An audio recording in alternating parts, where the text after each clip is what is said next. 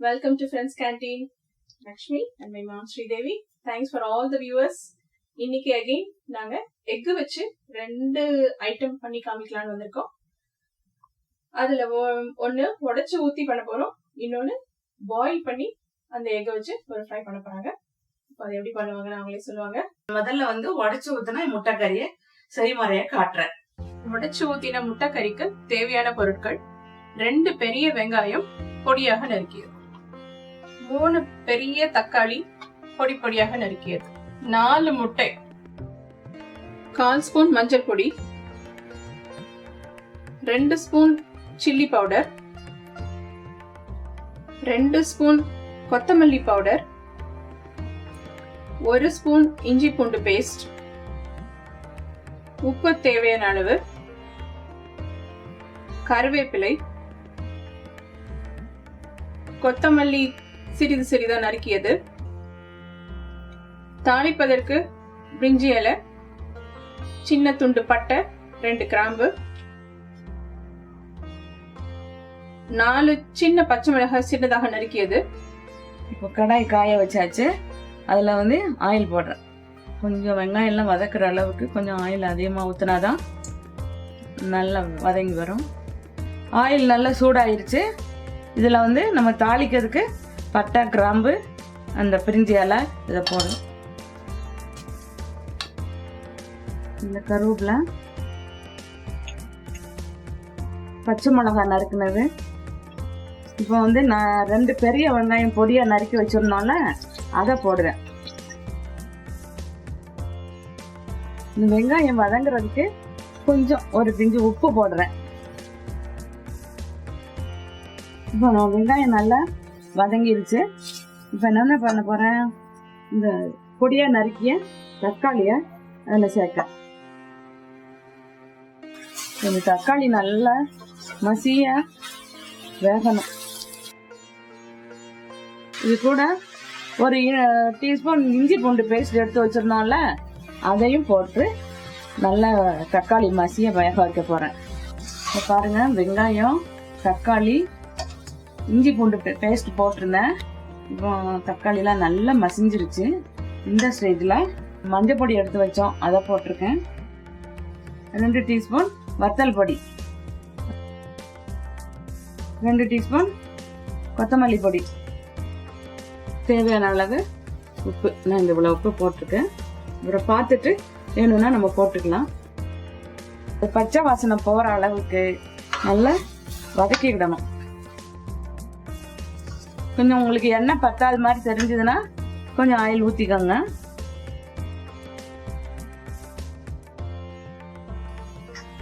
இது கொஞ்சம் ஆயில் நிறைய இருந்தாதான் இந்த கறி டேஸ்டாக இருக்கும். நம்ம ரொம்ப தண்ணி ஊற்ற போகிறதில்ல. ஸோ ஒரே ஒரு 1/2 டம்ளர் தண்ணி தான் ஊற்றுவோம். அந்த கிரேவியில் வரும். அந்த கிரேவி தான் நம்மளுக்கு கிடைக்கும்.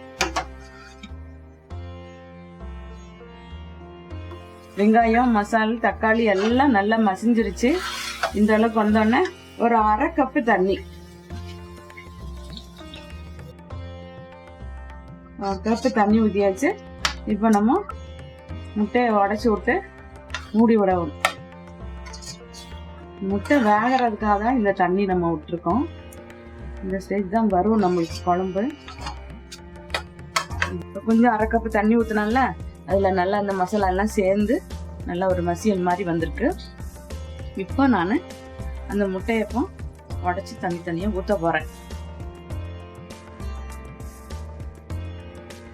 முட்டை ஊற்றும் போது இந்த மஞ்சக்கரு கலங்கிராம பூ போல ஊற்றுனீங்கன்னா பார்க்க அழகா இருக்கும். இப்போ பாருங்க, முட்டை 4 முட்டையை நல்லா உடச்சி ஊற்றிருக்கோமா.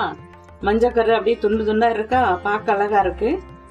இந்த கிரேவியை எடுத்து இந்த முட்டை மேலே அப்படி ஊற்றினோன்னா நல்ல மூடினாப்புல இருக்குமா. முட்டைக்குள்ள நல்லா கிரேவி இறங்கி நல்லா முட்டையும் நல்லா வெந்துடும். நம்மளுக்கு கொஞ்சம் டேஸ்டா இருக்கும்.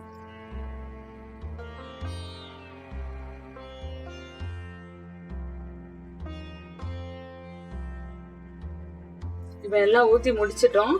நல்லா முட்டை ஊற்றியாச்சு. இப்போ கொஞ்சம் ஸ்டவ்வை வந்து குறைச்சி வச்சு இந்த மூடி வச்சு மூடி ஒரு 5 நிமிஷம் இருக்கட்டும். ஸ்டவ்ல முட்டை அடியில் பிடிச்சிரும், அதனால ஸ்டவ்வை கொஞ்சம் சிம்ல ஆக்கி ஒரு 5 நிமிஷம் மூடி இருக்கட்டும். நம்ம திறந்து பார்க்கலாம். இப்போ மூடியை திறந்து பார்ப்போம்.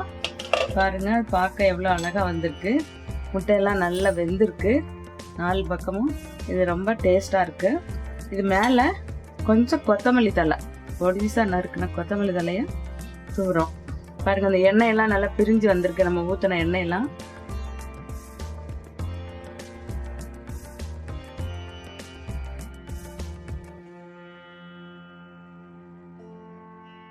அவித்த முட்டை மிளகு வறுவலுக்கு தேவையான பொருட்கள்: 2 வெங்காயம் நீளவாக்கில் நறுக்கியது, 3 பெரிய தக்காளி நீளவாக்கில் நறுக்கியது, 4 முட்டை அவிச்சு வச்சது. அதுக்கப்புறம் ஃபோர்க்ல இப்படி ஹோல்ஸ் போட்டு வைக்கணும்.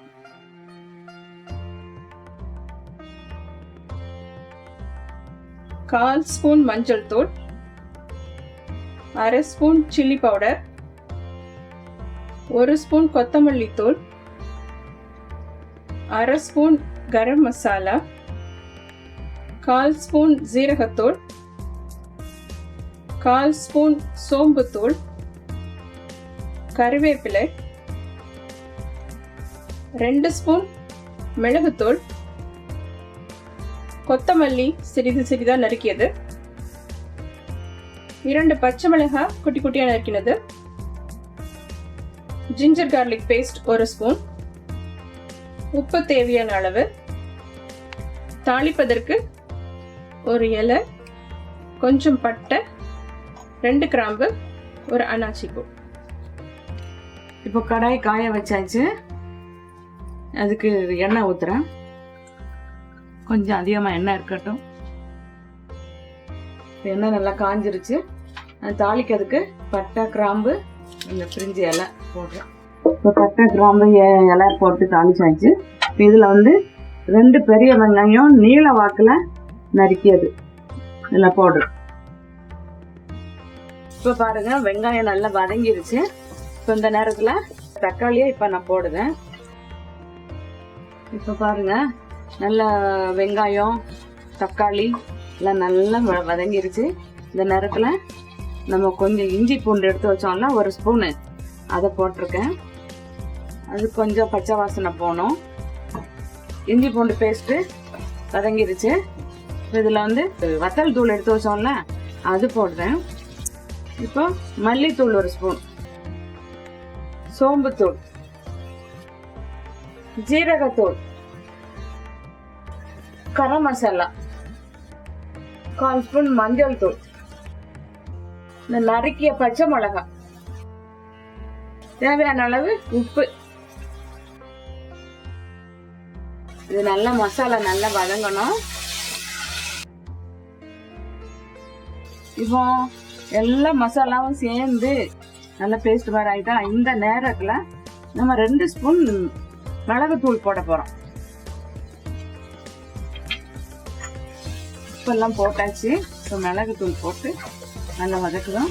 மசாலா எல்லாம் ரெடி ஆயிடுச்சு. இந்த நேரத்தில் நம்ம அவிச்சு வச்சுருக்கோம்ல முட்டை, அதை எடுத்து இப்படி வச்சுருக்கோமா. இந்த முட்டையில் வந்து நம்ம எதுக்காக அப்படி போர்க்கு வச்சு குத்தி வச்சுருக்கோம்னா, நல்ல இந்த மசாலா நல்லா உப்பு உரப்பு அந்த தக்காளி அந்த ஸ்வீட்னஸ் எல்லாமே சேர்ந்து முட்டைக்கு நல்ல டேஸ்ட் கொடுக்கும். அதனால தான் நம்மளுக்கு கோல்ட் பண்ணி வச்சுருக்கோம். இப்போ போட்டாச்சு. இப்போ கொஞ்சம் ஸ்டவ்வை குறைச்சிக்கிட்டு இந்த முட்டை வந்து மசாலாவுக்குள்ள இங்கே இருக்க மாதிரி எடுத்து வச்சுருக்கோம். இப்போ இந்த முட்டை பெப்பர் மசாலாவுக்கு வந்து நம்ம தண்ணி ஊற்றக்கூடாது. அதனால தான் கொஞ்சம் எண்ணெய் அதிகமாக ஊற்றினேன். அதிலே வெந்து மசாலா எல்லாம் நல்லா மேஷ் ஆகிட்டு இப்போ இதை முட்டையை வந்து இந்த மசாலாக்குள்ளே மூழ்கி இருக்க மாதிரி செஞ்சோன்னா முட்டை சாப்பிடும்போது நல்லா டேஸ்டாக இருக்கும். இப்போ அது மேலே கொஞ்சம் கொத்தமல்லி இலை பொடிசாக நறுக்குன கொத்தமல்லி இலையை தூவி ஒரு 2-3 நிமிஷம் மூடி வைக்கணும்.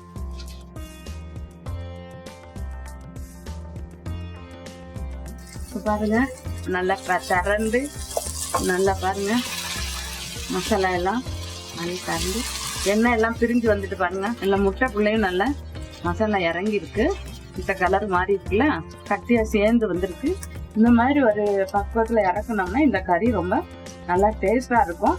இது வந்து நம்ம ரசத்துக்கும் வச்சுக்கலாம், சாம்பாருக்கும் வச்சுக்கலாம்.